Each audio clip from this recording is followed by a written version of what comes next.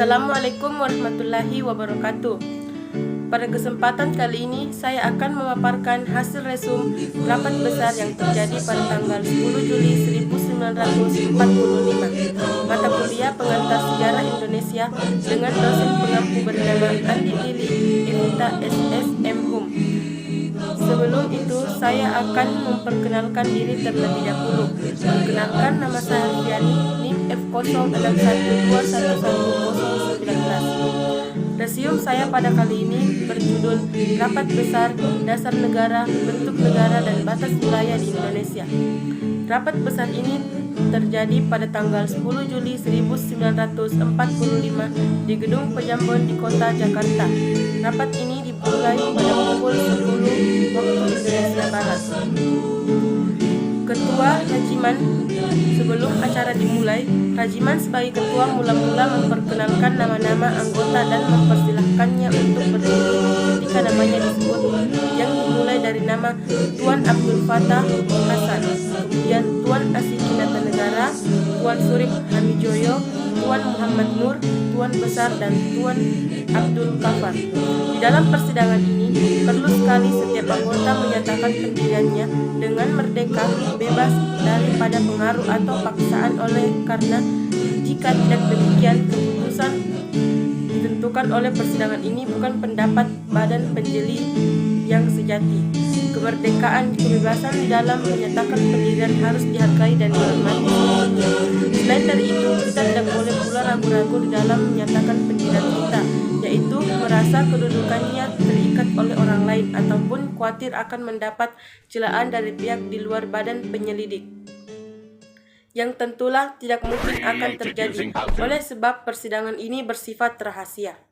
Maka di dalam suasana yang bebas dari segala paksaan itu, mulai kita akan memenuhi persatuan yang tersusun dengan ikhlas dan suci hati. Demikianlah inti dari pidato yang dipaparkan oleh Ketua Rajiman. Walaupun tidak semua pidatonya dapat saya sampaikan, namun yang terpenting di pidatonya tersebut tersirat makna dari kegiatan sidang yang akan dilakukan. Wakil Ketua Suroso mengharapkan agar tiap-tiap anggota sesudah berpidato berhubungan dengan kepala bagian penulis cepat untuk mengoreksi pidato masing-masing, supaya tidak terdapat banyak kekeliruan di kemudian hari. Ketua Rajiman mengatakan, tuan-tuan yang terhormat, karena masih ada yang belum mengusulkan pendiriannya secara tertulis, maka dengan hormat supaya mengirimkannya dalam 2 hari ini kepada Zimuk Yoku, kecuali tuan-tuan anggota Soekarno, Muhammad Hatta, Sutarjo, Wahid Hashim, Hadikusuma, Otto Iskandar Dinata, Muhammad Yamin, dan Maramis, karena mereka merupakan panitia paduka Tuan Soekarno yang menjadi ketuanya. Ketua Panitia Kecil Soekarno. Panitia kecil kewajibannya telah memberikan usul-usul yang telah masuk dan terdiri atas tuan-tuan anggota yang terhormat Ki Bagus Hadikusumo, Kiai Haji Wahid Hashim, Mr. Muhammad Yamin, Tuan Sutarjo, Tuan Maramis, Tuan Otto Iskandar Dinata, dan Dr. Randes Muhammad Hatta. Tetapi, jikalau kita golongkan lagi soal-soal itu, maka bolehlah saja katakan bahwa usul-usul itu bisa dimaksudkan dalam beberapa golongan saja, yaitu 1. Golongan usul yang minta Indonesia merdeka selekas-lekasnya. 2. Golongan usul yang mengenai dasar. 3. Golongan usul yang mengenai soal unifikasi atau federati. 4. Golongan usul yang mengenai bentuk negara dan kepala negara. 5. Golongan usul yang mengenai warga negara. 6. Golongan usul yang mengenai daerah. 7. Golongan usul yang mengenai soal agama dan negara. 8. Golongan usul yang mengenai pembelaan, dan yang terakhir golongan usul yang mengenai soal keuangan.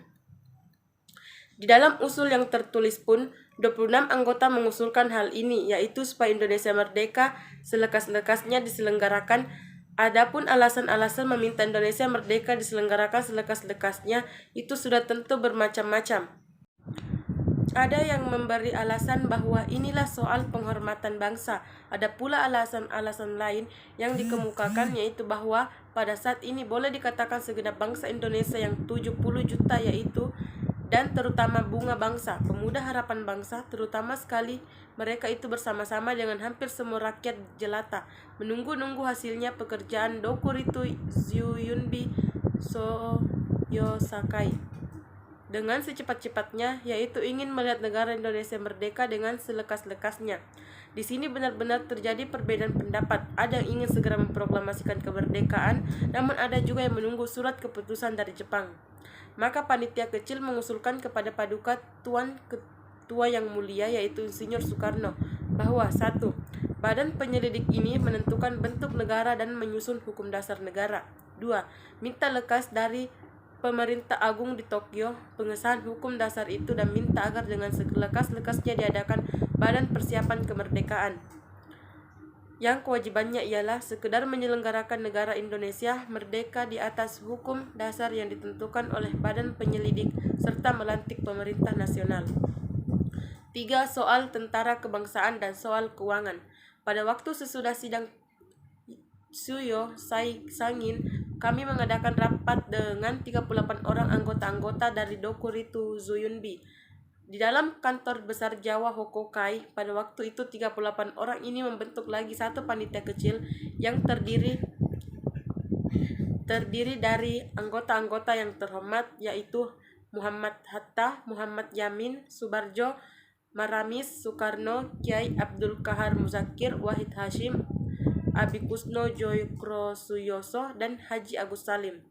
Panitia 9 orang inilah sesudah mengadakan pembicaraan yang masuk dan sempurna telah mencapai hasil baik untuk mendapatkan satu modus.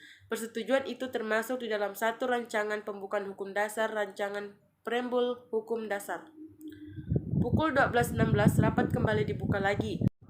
Ketua Regimen menyampaikan bahwa pihak pemerintah juga ingin sekali agar lekas tercapai keputusan-keputusan dari persidangan Dokuntu Zuyunbi Yosakai ini, karena pemerintah juga merasa keperluannya sebagai yang tertulis dalam acara yang tuan-tuan sudah maklum. Kita sekarang membicarakan dasar hukum. Anggota Soekarjo Wiryo Pranoto menginginkan lebih dahulu membicarakan mengenai preambul. Akhirnya setiap anggota menyampaikan pendapat mereka mengenai dasar negara yang dimulai dari preambul dan kemudian menentukan bentuk negara, apakah kerajaan atau republik. Anggota Sukiman menyampaikan pendapatnya mengenai bentuk negara sebagaimana saja terangkan di dalam rapat yang pertama, sidang yang pertama, maka tentang bentuk republik atau kerajaan, bahwa negara harus berbentuk republik atau harus berbentuk kerajaan adalah suatu kejadian atau keadaan yang boleh dikatakan sudah diketahui oleh umum. Bagi saya soal republik atau kerajaan itu di dalam zaman sekarang adalah suatu hal etiket saja. Sebab di dalamnya terjaminlah atau diakuilah bahwa kekuasaan yang terpokok ada pada rakyat. Jalan kedaulatan rakyat walaupun di dalam suatu negara yang berbentuk kerajaan. Akhirnya pada persidangan ini terjadi perumusan bentuk dasar negara, yaitu berbentuk republik atau kerajaan, dan perumusan susunan negara. Pada sidang ini, suara terbanyak dimenangkan oleh dasar negara yang berbentuk republik. Setelah beristirahat, sidang dilanjutkan dengan menentukan batas negara di Indonesia. Perwakilan dari anggota Muhammad Yamin menyampaikan dengan ringkas kesimpulan pembicaraannya, yaitu 1. Daerah tumpah darah Indonesia adalah daerah kepulauan, 8 dengan pulau-pulau kecil sekelilingnya, yaitu Sumatera dan pulau-pulau kecil di sekelilingnya, Melayu, Borneo, Jawa, Sulawesi, Sunda, Maluku, Papua, seluruhnya dinamai tanah tumpah darah Indonesia yang kita ingin menjadi daerah negara Republik Indonesia. Yang kita tetapkan tadi sebenarnya perkataan saja, bukan keinginan pada waktu sekarang. Kedua, kita ambil seluruh tanah Indonesia menjadi daerah Indonesia dan tidak memberikan sejengkal keluar kekuasaan Republik Indonesia yang kita ingin. Dengan dasar ini, menurut pendapat saya, bolehlah perasaan ditemukan dengan otak dan kehilafan tentu akan terbuang. Walaupun hasil persidangan ini belum 100%, tapi di sini kita sudah mendapatkan bayang-bayang dan masih akan ada persidangan selanjutnya untuk melanjutkan pembicaraan mengenai batas wilayah di Indonesia. Itulah tadi pemaparan hasil resume saya. Lebih dan kurangnya mohon dimaafkan. Wabillahi taufiq wal hidayah. Wassalamualaikum warahmatullahi wabarakatuh.